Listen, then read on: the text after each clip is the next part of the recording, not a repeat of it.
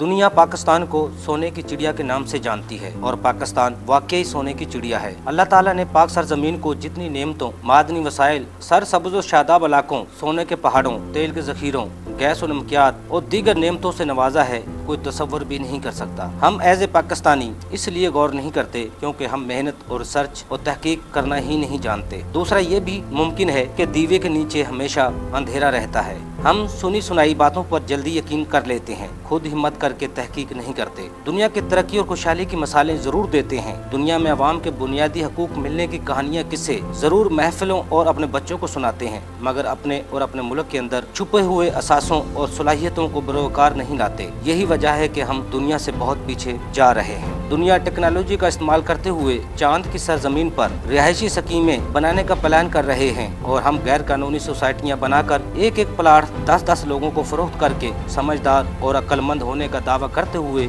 नैब के केसेस भुगत रहे हैं। करप्शन का नारा लगाकर मुल्क को ईमानदारी का सबक दे रहे हैं, मगर बच्चे की पैदाइश और मरने वाले का डेथ सर्टिफिकेट की भी कीमत वसूल कर रहे हैं। मेरिट और ईमानदारी का नारा लगाकर नौकरी भी बगैर पैसों के नहीं दे सकते और उम्मीद रखते हैं कि पाकिस्तान तरक्की याफ्ता ममालिक की सफ में खड़ा हो जाए। नमाज़े, रोजे, तस्बीह, हज, उम्रा करके ये साबित जरूर करते हैं कि हम वाकई अजीम लोग हैं, मगर इंसाफ, अदल, मुसावात, रवादारी, नाप तोल समेत इबादतों में भी रियाकारी नहीं छोड़ते। दूसरों के हकूक सलब करके खुद बहादुर कहलाने वाले हम अपने खून के रिश्तों को भी नहीं बख्शते। दूसरों की इस्लाह करने वाले खुद दूसरों को माफ नहीं करते और उम्मीद रखते हैं कि अल्लाह ताला हमें माफ कर देगा। दूसरों के ऐब और गलतियों को उछाल कर मजे लेने के साथ साथ दूसरों से दाद वसूल करने वाले हम खुद बात करते हैं मुल्क की मुआशत की, मुल्क की तरक्की की, मुल्क की सियासत की, मुल्क में इस्लामी निज़ाम की, मुल्क में आइन की, मुल्क में गुर्बत और जहालत की, मुल्क में बेरोजगारी और महंगाई की, मुल्क में ईमानदारी और मेरिट की, मुल्क में इंसाफ और अदल की। बहस करते हैं नमाज में अमीन ऊंची आवाज से कहना जायज है या नहीं,